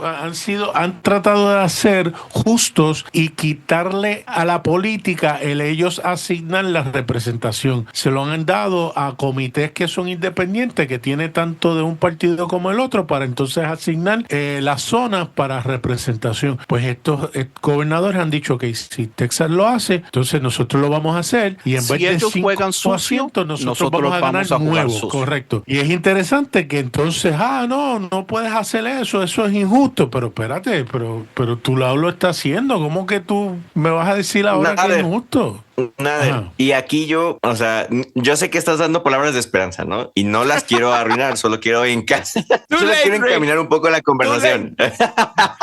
No Pero sé, creo que vas a tirar una bomba ahí. No, precisamente. No, al contrario. Creo que es una buena forma de hacer un ejercicio socrático, porque yo creo que eso es como el conformarnos con el peor es nada, ¿no? Que entiendo que definitivamente peor es mejor que nada. Definitivamente, ¿no? Y yo lo veo aquí en México. Con el famoso partido Morena, ¿no? O sea, la mayoría, la base votante, la base de la pirámide, está contento con lo que Morena está haciendo, porque está soltando gotitas.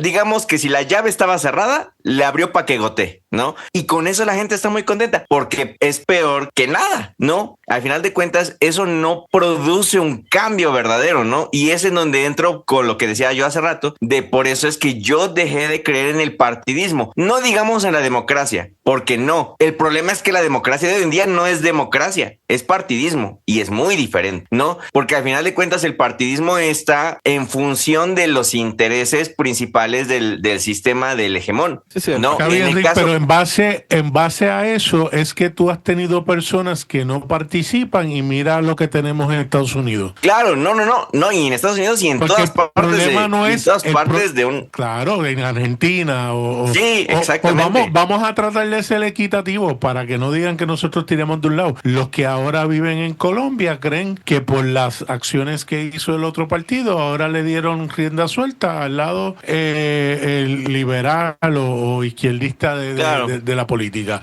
No, y así pasa. Y creo que justamente eso es lo que quería usar para conectar mis ideas. Y bueno, entonces el punto es, ok, la gente aquí en México está contenta con Morena y es como, ok, no, pues están echándole ganas, están no sé qué, pero simplemente empezaron a gotear. O sea, es lo único que pasó. Es de nada pasamos, de 0 pasamos a 1 en escala de 100, ¿no? O sea, tenemos un poquito de nada. Y bueno, eso siempre es mejor que nada, ¿no? Para nosotros los de la base votante, los de la base de la pirámide, siempre es mejor ese poquito. Pero el problema está en que simplemente sirve como ¿cómo se llaman esas pastillas que son falsas porque no te curan, simplemente te hacen creer que te curan? Exacto, son precisamente placebos, y es el problema del reformismo actual, que la mayoría de partidos con una tendencia demócrata o socialdemócrata son placebos, porque es como, bueno, vamos a darles este poquito como para que se calmen, pero en final de cuentas la pirámide sigue existiendo tal cual como sigue existiendo, no cambió nada. Y lo vemos, por ejemplo, de nuevo, ¿no? Dando como ejemplo mi país, lo vemos con Claudia Sheinbaum recibiendo el mandato, pero sentándose a la misma mesa con los dueños de BlackRock para ver cuántos acres de tierra les van a vender y lo van a privatizar para entonces poder empezar sus grandes empresas aquí en México y darnos en la torre, y cada vez quedarnos con menos posibilidades de tener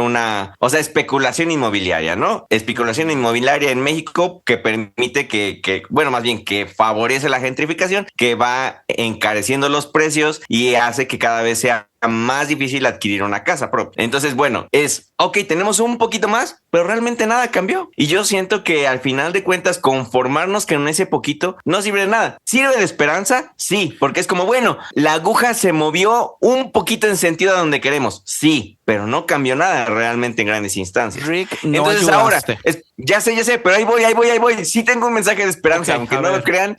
Aunque no lo crean.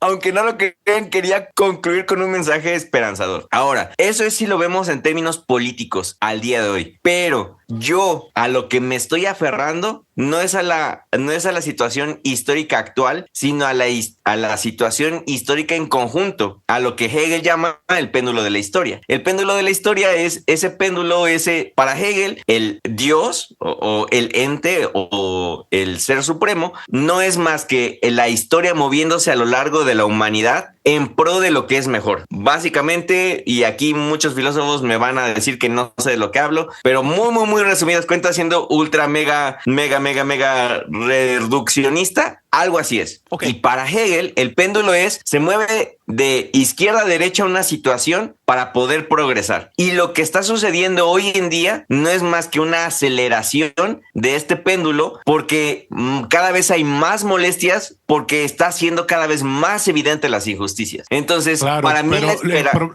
te interrumpo porque el problema ahí está en que eventualmente sí, el mundo sigue mejorando, pero hay unos eventos no catastróficos, quizás podemos Claro, decir, pero- que y son tan necesarios. correctos, son tan también es donde horribles y entra la tremendos frase... que entonces eso sí mueve el péndulo lo suficiente para que se note, pero entonces vienen y dan concesiones a esas personas que perdieron. Un ejemplo. Nadie la le debe guerra- dar esperanza, pero sí, tiene razón. por un ejemplo, la guerra civil. Claro. La guerra civil era para liquidar de cantazo a todos aquellos que trataron de separarse de la Unión y no darle oportunidad en nada. Pero por tal de política y obtener poderes, hicieron unas concesiones donde prácticamente crearon las leyes ¿cómo es? De Crow. Ya. Bueno, pero espera, termino mi idea. Ajá. O sea, es que tienes razón, pero al final de cuentas, en vista panorámica, eso también era necesario que pasara desde la perspectiva hegeliana. Era parte de lo necesario dentro del péndulo de la historia para poder hacer de algo que sucediese no deseable. O sea, para Hegel, la guerra es necesaria porque la vuelve no deseable a lo largo del, obviamente, la vista panorámica de la historia, ¿no? Y estoy de nuevo siendo reduccionista y déjenme termino, ya voy a acabar, lo prometo. Y bueno, entonces lo que yo quería decir es que para mí mi esperanza es que esta situación va a terminar sirviendo para no ser deseable en el futuro y quizás, no sabemos en cuánto tiempo, yo espero que sea más pronto que tarde, va a terminar siendo superado, ¿no? Y es aquí donde volvemos a mencionar aquello que decimos de que no somos anticapitalistas, sino postcapitalistas. Lo que deseamos es que se supere el capitalismo en su mejor versión. En su mejor No, versión, correcto. o sea, no es como que odiamos y criticamos el capitalismo y todo lo que hizo está mal y no, la humanidad es lo peor que puede haber hecho. No, el capitalismo fue necesario, trajo buenas cosas, trajo buen progreso, trajo buenos avances, pero creo que estamos llegando al punto en donde llegó lo más que tenía para ofrecer y quizás es tiempo de reevaluar la manera de superarlo. Y con superarlo no me refiero precisamente a comunismo, socialismo, no, porque también es eso. No hemos perdido como humanidad la capacidad de imaginar nuevos futuros que no sean un apocalipsis zombie, una invasión extraterrestre o un hongo que invade la Tierra, ¿no? Tenemos que aprender a pensar e imaginar en nuevos universos utópicos que nos sirvan como una fantasía hacia dónde el poder avanzar con esta superación de esta etapa histórica que estamos viviendo. Y entonces, ahora sí, de nuevo, definitivamente, y existe por eso esa frase de que la revolución para algunos siempre va a llegar tarde, pero al final de cuentas es necesaria. Ok, todo esto que usted dijo me encanta, Rick. Yo siento que no me ayuda mucho porque mi miedo es que cuando se vea panorámicamente, como siempre hay avance, obviamente se ve avance, pero que nuestros 50 años que nos quedan fueron esos 50 años donde nos fuimos para atrás y que cuando el avance, cuando volvamos de nuevo a progresar, que ya no estemos aquí, nos tocó el lado malo de la historia. Lo del reduccionismo y todo eso, yo a veces lo siento necesario. Yo no jamás lo voy a culpar de reduccionista cuando yo siento que para dar el primer paso para tratar de entender estas cosas uno usualmente tiene que empezar desde abajo. Yo siempre he sido de los que digo y creo que fue algo que escuché de usted ahorita, Rick. Yo siempre he sido de los que he dicho, o sea, los pensadores de antaño nos dieron muchísimo y vale muchísimo, pero o sea, nosotros tenemos que buscar un balance donde nos acompañamos de lo que nos dejaron y construimos en los hombros de esos gigantes cosas nuevas. Yo siento que muchos de los problemas de ahora es que la gente no quiere construir nada nuevo y quiere solamente abrazarse a lo que nos dejaron. Entonces 100% con usted, man. O sea, la meta no es matar el capitalismo, la meta es superarlo y traernos todo lo bueno que sobrepase con nosotros, ¿verdad? Y que sea la que sea. O sea, si es algo que alguien va a inventar en el futuro, yo soy 100% pro ideas nuevas, profetas nuevos, pensadores nuevos, filósofos nuevos, de todas formas. Problemas nuevos, ellos, porque los va a haber. Todos ellos están embarrados de los padres de la teología, de la filosofía, de la política, lo que sea. O sea, nosotros vamos a tener anyway, porque el mundo funciona de ese modo, el conocimiento de las personas anteriores, pero tenemos que empezar de nuevo, incluyendo cosas como o sea, 100% teologías nuevas también, entiendo. Hay muchas que nos están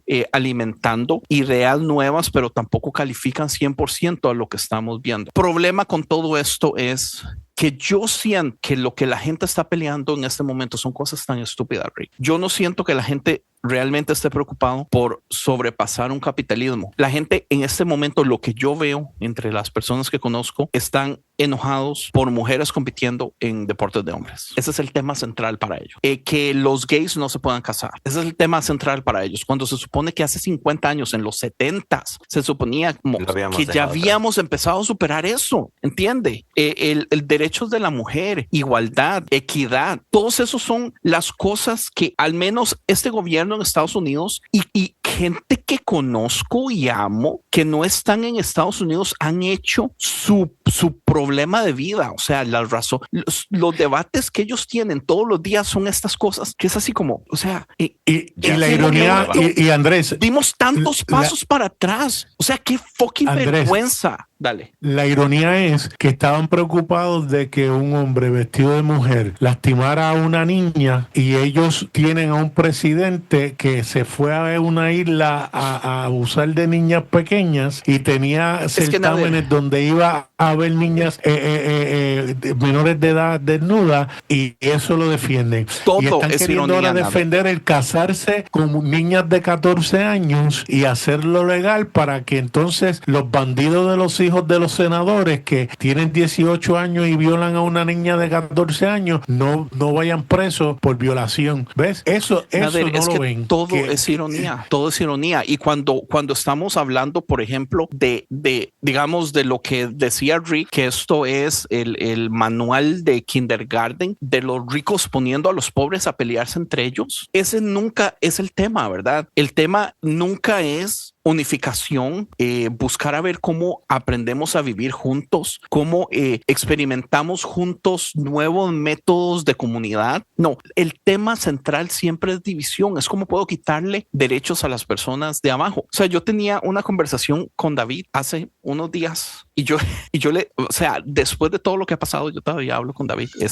Estoy molesto con él todavía en muchas cosas, pero yo hablo con él, tenemos conversaciones y yo me enojo y él se trata de defender. Y yo le decía, David, usted me enseñó tantísimo del progreso, de entender tantas cosas. Y una de mis quejas es que yo le digo que él a mí me mintió. Él me presentó a un mae progre que tenía ideas buenas y que entendía el mundo de un modo donde el bien común era lo más importante. Y ahorita se convirtió en un fundamentalista que su misión es desprogresar, porque ahora sus temas, lo que a él le encanta hablar es cómo los gays no tienen derechos, cómo el feminismo es malo, cómo los machos alfa deberían estar arriba. Y o sea, es que él no es el único. O sea, es la mayoría de personas que están de un lado ideológico, político, llamémosle derecha, pero el problema de llamarle derecha, digamos, es que derecha en Costa Rica no es lo mismo derecha en Estados Unidos, no es lo mismo derecha en Argentina o en Colombia. Y al final sí tienen cosas parecidas, pero no termina siendo lo mismo, ¿verdad? Entonces es difícil ponerle palabras a lo que vemos. Yo al menos lo veo como ideales que generan progreso y ideales que generan desprogreso, pasos para adelante y pasos para atrás. Así para mí es el modo más fácil de verlo. O sea, si una persona está peleando en el 2025 porque los gays no deberían casarse o que un trans no debería entrar a un baño de mujer, o sea, para mí estamos dando 16 fucking pasos para atrás, ¿entiende? Porque eso, o sea, eso ya lo habíamos superado. Y yo siento que a propósito, adentro de esta gran ignorancia que ha sido promovida, que ha sido parte del plan, llámeme conspiranoico, el asunto de la desinformación y de buscar que la ignorancia sea la base central de la mayoría de las personas ha sido algo que se ha trabajado por años. O sea, es algo que se ha hecho. Y Trump es un experto ahorita en montones de cosas que ha hecho con lo que es la educación en Estados Unidos también, ¿verdad? Pero volvemos a lo mismo, uno lo ve por todos lados. Esto lo que genera es que la gente se meta en temas que no son importantes y se estanquen en esos temas. Y uno no puede lograr hacerlo salir de esos temas porque uno quiere ofrecer algo diferente y no, para ellos esos temas son tan importantes y para ellos hay una tantísima claridad de lo problemático que es. O sea, yo tenía una conversación con unos amigos y el tema, el asunto era en contra de los gays. gays. Y yo le decía, ¿en qué le afecta a un gay? O sea, yo les repetí como 16 o 25 veces, ¿en qué le afecta a usted el gay? No pudieron darme una respuesta. Al final terminamos en que lo que a ellos les enojaba es que ahora los gays están tratando de obligarlos a ellos a llamarlos por el género que ellos quieren, y ellos se sienten ofendidos porque no van a decirle a una mujer que es mujer cuando es un hombre porque nació un hombre. O sea, ¿qué tiene eso de lógico? ¿En qué le afecta absolutamente a nadie? O sea, no fue ni siquiera el tema central desde el principio de esta queja y estas palabras de odio contra, o sea, porque no tiene carne, o sea, no tienen de dónde agarrarse, simple y sencillamente ocupan hacer una bandera de algo, y la fucking bandera más fácil de hacer es la corren y agarran. Para Nader y Rick conocemos a un chavalo que se llamaba Sergio de otro grupo de teología. La bandera del MAE era anti-woke. Este episodio se va a llamar Quemando Personas. El MAE no sabía lo que significaba con la nombre y palabra apellido, woke, pero él odiaba lo woke, y todas sus conversaciones eran eso, hasta que fucking aburrió y medio lo echaron del grupo. Pero hay gente que hace eso, o sea, es muy fácil agarrar una bandera, y también hay blancos muy fáciles, y sorry, pero usted tiene que ser un fucking cobarde para agarrar que su bandera sea tirarle a una persona que está debajo suyo, que eso es una de las quejas mías por años, ¿verdad? Digamos, conciencia, nosotros en conciencia, espera, yo ahí siento que siempre hemos querido tirarle hacia arriba en vez de tirar hacia abajo. Paréntesis, creo Dale. que eso es, yo sé que no lo dijiste con esa intención, pero creo que esa es una buena distinción a hacer, el hecho de hacernos entender que nosotros somos los de abajo, y no hay Por hacia abajo, supuesto. hay hacia al lado, y no le estás tirando al de abajo, le estás tirando al de al lado, a tu compañero, a tu hombro a hombro, a la persona que te acompaña en el día a día, a esa persona a la que nos estamos comiendo, porque es más fácil decir, no le tires al de abajo porque ya lo separas. Pero, no, yo si sé hay que no lo dices gente con abajo. esa intención. Porque digamos, No. para mí, una persona homosexual está en la escalera social abajo porque tiene más que perder, tiene más derechos que se les quitan, sufren más en la vida. Una No mujer sé, mae. está para mí por, digamos, como relativamente... Entiendo cómo lo dices en cuestión a lo social, A lo pero social, en cuestión, 100%. claro, pero yo siento que en fines materialistas, capitalistas, Sí, la única distinción en ese caso es, para mí hay una sola base. sí, y todos no hay, estamos iguales. o sea, todos somos de diferentes colores, diferentes banderas, Correcto. pero al final de cuentas en la misma base de la pirámide. Bueno, ¿sabe qué ha estado pasando aquí en Estados Unidos comúnmente, que hace 6 años o 10 años no pasaba? Es que un montón de gente blanca usualmente le dicen a uno, ¿y usted de dónde es? Eso es una pregunta que no se hacía. Es una pregunta que es relativamente, ¿cuál puede ser la palabra? Capciosa. Sí, o sea, Pregunta con trampa, o sea, sí, son palabras, o sea, son cosas que usted... pregunta incómoda. Es preguntas que no caben en absolutamente nada. Y más por la situación histórica que estamos atravesando como sociedad. Correcto. O sea, es como, sí, es como lo de la o sea, campaña la de Sidney intención- Sweeney. El problema no es la Correcto. campaña, sino el momento histórico en el cual se pronuncian esos símbolos. La razón que hacen esa pregunta es con una meta una meta clara. Muy clara. Es hacer la división social de que yo soy de aquí, pero usted de afuera. Ujú. Sí, o sea, no hay absolutamente nada más porque se nota, ¿entiende? En ese caso, mi respuesta últimamente está siendo, I'm from this, yo soy de este bonito planeta azul que se llama Tierra, como algo gracioso para disiparlo y todo eso, pero con esta mentalidad en mente de que hay una sola base. Usted quiere hacer niveles, yo no. Pero sí, digamos, porque todo es el vantage point en los zapatos que estemos. Hay zapatos donde, digamos, yo entiendo que un latino con piel blanca tiene mejor posición social que un latino con piel morena, y una mujer negra tiene peor posición social que una mujer latina, que una mujer blanca, pero por todas somos mujeres, el hombre está por encima. Entonces a eso es a lo que me refiero. Si usted como un hombre, digamos, en donde usted esté blanco, si su tema es los gays, usted está tirando para abajo porque es algo que a usted no le afecta en absolutamente nada, y es un acto cobarde hacer eso su bandera, ¿entiende? Es un acto cobarde. Es el blanco más fácil. No, es que no sé cómo puedo dar ejemplos, pero es como decir, yo soy un deportista profesional porque juego billar o algo. O sea, usted se está poniendo en una posición que no merece por lo mismo, porque hay una sola base, pero usted está buscando esa distinción. Entonces es un Claro. acto, en mi opinión, cochino, asqueroso. No tiren odio sucio. todos ustedes los que juegan billar profesionalmente, por favor. Fue un A mí me ejemplo encanta malo. el billar. Me encanta el billar.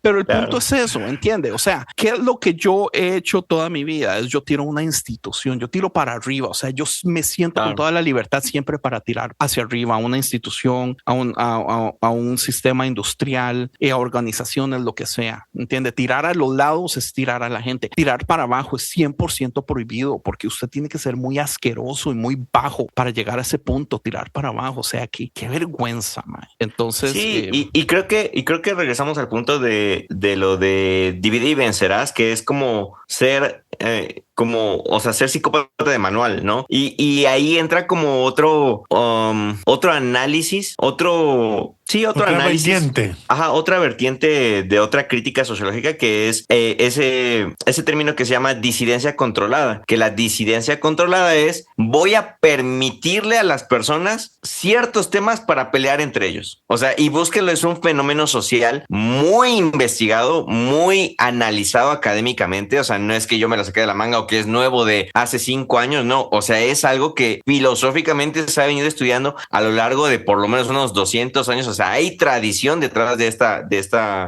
este conjunto de palabras que es la disidencia controlada, que al final de cuentas es el sistema permitiendo cierto acceso a ciertos temas para que crean las personas que están siendo críticas o que están como que pueden permitirse hacer punks, ¿no? Poniéndole en palabras pop, ¿no? Pero es parte de la disidencia controlada. O sea, esos temas te los sueltan hubiera como... dicho yo mi analogía de punk en vez de deporte, porque hubiera sido una mejor analogía, man. Sí. Pero en esta realidad digital tú lo ves, y la pregunta la hago porque yo sé que hay personas que quieren discutir temas que son prohibidos en quizás los canales de noticias, pero veo que si mencionan unas cosas los demonetizan, Claro. o le quitan el episodio, se lo bloquean, pero hay personas que lo intentan. Claro. hacerlo. Y es ahí donde nace la metacrítica. O sea, una es, y yo lo entendí así cuando yo lo leí, traté de entenderlo. Esta fue la forma que a mí se me hizo más fácil. A lo mejor para alguien no va a estar de acuerdo, pero a mí se me hizo fácil entenderlo. La crítica es, ok, estamos en una cancha de fútbol, yo soy del equipo A y existe un equipo B. ¿Por qué estoy jugando fútbol? ¿Me gusta el fútbol? ¿No me gusta el fútbol? ¿Por qué soy del equipo A? ¿Por qué existe un equipo B? ¿Cuáles son los otros equipos? Describiendo completamente, Rick. ¿Por qué hay otros equipos, no? ¿Por qué existe, no sé, el equipo C, el equipo D, el equipo E, el equipo F? Eso es crítica. Ahora, la metacrítica es, ¿y por qué fútbol? Es un paso hacia arriba. Exacto. O sea, esa es la metacrítica, es me salgo de la disidencia controlada, es yo les voy a poner a pelear entre, no sé, ideología de género, entre racismo, entre inmigrantes, entre izquierda y derecha, entre demócratas y republicanos, entre comunistas, socialistas, liberales, libertarios, anarcocapitalistas, anarquistas. Voy a ponerlos a pelear, tengan todos estos, ahí está, pélense, mátense. La metacrítica es, ¿y quién me puso esos temas para que yo los pudiera pelear? ¿Y cuáles son los temas de los que no puedo pelear? ¿Quién los puso? Eso es la metacrítica. Y creo que ese nivel de crítica es el que es cada vez más difícil darte el tiempo a reflexionar y conseguir información de ello. Y los pocos canales que quieren hacer metacrítica son baneados. Y es donde dices, no, que mucha libertad de expresión y por qué estos ciertos temas ya no son válidos. Eso es lo interesante. Yo creo que es exactamente lo que yo estaba hablando, porque a mí me frustra muchísimo ver que la gente se engancha tanto en algo cuando hay 100 o 200 cosas más importantes, pero lo que le trae paz, seguridad, lo que le da razón a su vida es este tema. Por eso es que a mí me gusta llamarlo banderas, ¿verdad? Hay gente que escoge bandera. Yo tengo mi bandera, yo no soy excepto de banderas, ¿verdad? Porque todos tenemos banderas. Todos, porque somos la base de eso, todos, ¿verdad? Pero hasta qué punto hemos cuestionado nuestras banderas en metacrítica y hasta qué punto hemos identificado que tal vez la bandera que yo tengo fue puesta y no fue escogida por mí mismo. Entonces puedo yo ir a buscar yo mi propia bandera. Y digamos, eso es lo que yo, cuando usted decía lo del fútbol, ¿verdad? Eso a mí me pasó cuando yo entré en este asunto del movimiento punk. Fue una de las primeras cosas que yo dije, porque yo era fan del fútbol. Y yo cuando vine y me cuestioné a mí mismo, yo dije, ¿me gusta el fútbol porque me gusta o porque cuando yo era niño, saberme el nombre de todos los jugadores y ver a mi equipo y llorar cuando perdía me hacía importante y hacía que todos los adultos me pusieran atención? Y yo dije, oh, esto es puro ego. Yo he sido fan del fútbol por abrazar el ego, porque el fútbol era lo más importante en Costa Rica y todavía lo es. Y yo renuncié a eso. Y hasta muchos de estos amigos que yo tengo son punks que viven su filosofía punk y aún así están tan encerrados ciegamente en una bandera tonta que ni siquiera es de ellos, fue impuesta. Esa es mi queja. ¿Cómo podemos motivar a la gente a buscar? O sea, porque las banderas son importantes. O sea, yo mi bandera, yo la amo. O sea, y yo lucho, yo sufro por ella, ¿entiende? Yo realmente quiero ver cambio, digamos, en lo que es la institución cristiana. O sea, por eso tenemos 10 putos años con este podcast. Conciencia cumplió 10 años en mayo. Solo que yo no soy de esa gente de poner posts de celebrar. Lo hice hace años. ¿Entiende? Tenemos mucho tiempo haciendo esto. Hay una razón porque hay una bandera. Yo entiendo mi bandera y yo siento que lo que yo no quiero es ponerle mi bandera a todo el mundo. Es decirle, yo siento que usted está peleando por una bandera que no tiene lógica y es impuesta y hay más importantes y muchísimas banderas están ahí tiradas que merecen atención y merecen gente peleando por ellas. ¿Por qué no buscamos personas que empiecen a agarrar estas que están ahí todas ignoradas? No sé. Sí, no, pues yo, o sea, yo creo que ahí es donde entra la parte que decía yo hace rato de que al final de cuentas somos seres simbólicos. O sea, somos seres simbólicos que nos identificamos con símbolos, ¿no? Hablamos símbolos, pensamos en símbolos, o sea, somos seres simbólicos. Eso creo que no hay duda, no debería existir duda. Y una vez entendiendo que somos seres simbólicos, podemos entonces cuestionar cuáles son los símbolos de la actualidad que se nos están imponiendo, cuáles son los símbolos de las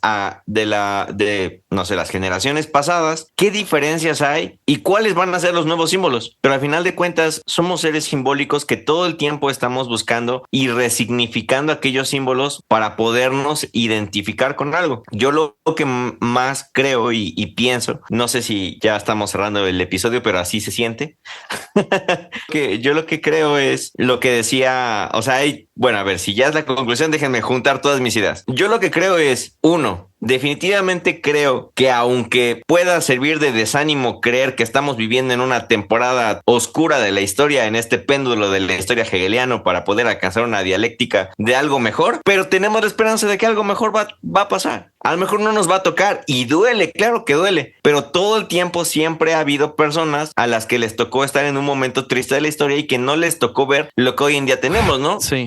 Y duele mucho, muy bueno. O sea, y no nos toca, o sea, y no es que nos toca conformarnos y resignarnos, o sea, pues es lo que me tocó vivir, pues ya ni modo, ¿no? O sea, al final de cuentas... No es como que nos toca conformarnos y resignarnos, pero nos toca conformarnos y resignarnos. Exacto, así, tal cual. Pero la esperanza sigue existiendo, ¿no? Al final de cuentas, escatológicamente, porque se juega mucho políticamente con la escatología, escatológicamente debemos seguir teniendo una esperanza de que esto se va a superar, de que esto va a cambiar y de que esto va a mejorar y no debemos de perder ese punto de vista. A lo mejor no nos toca a nosotros, pero quizás le toque a nuestros hijos, ojalá, y si no será a nuestros nietos, ojalá. Pero yo creo y quiero creer, teniendo esperanza en la humanidad, en el péndulo de la historia, en Dios, como le quieras llamar, de que vamos como humanidad hacia algo mejor, ¿no? Y 100% suena como algo muy cristiano, tipo escapismo de, pues bueno, ya vendrá un cielo donde todo será mejor, entonces, pues aquí murámonos de hambre, nadie estudie, nadie,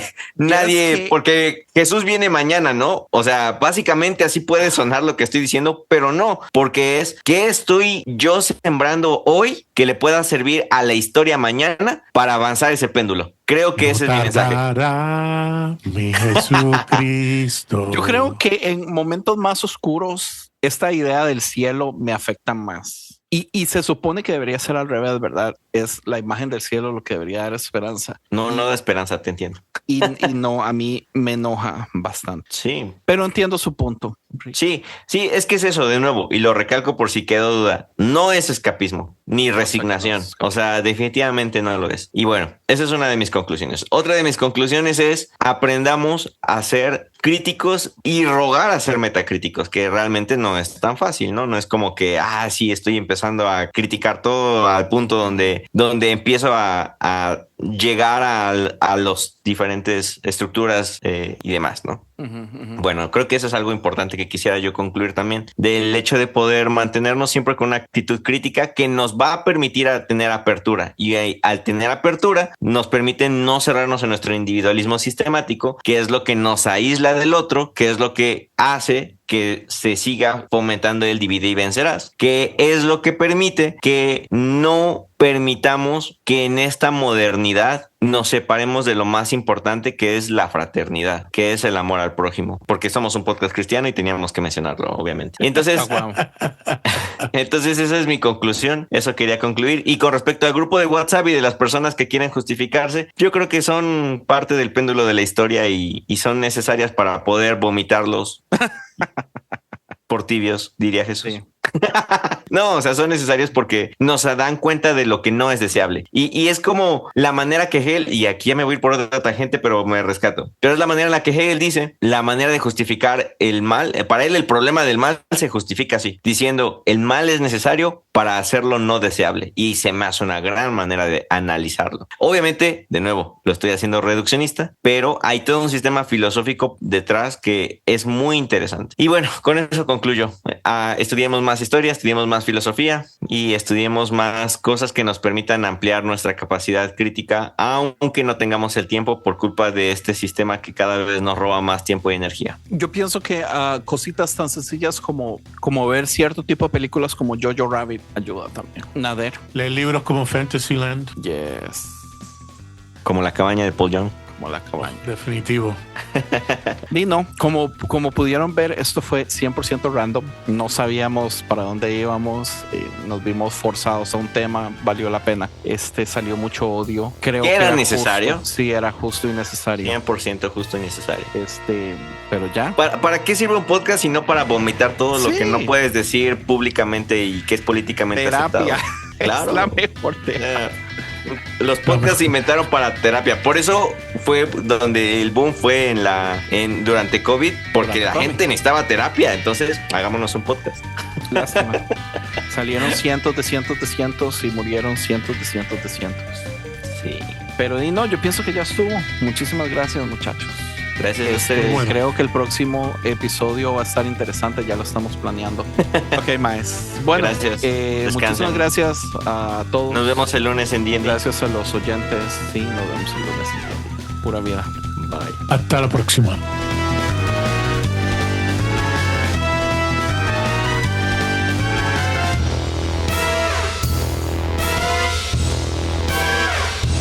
Visítanos a esta dirección, concienciamedia.com.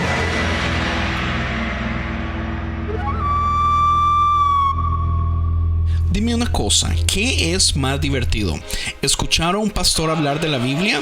¿O hablar de la Biblia con 6 amigos mientras toman vino y pelean y se ofenden los unos a los otros por sus interpretaciones bíblicas? Si tú eres como yo, Dice Así el podcast es para ti.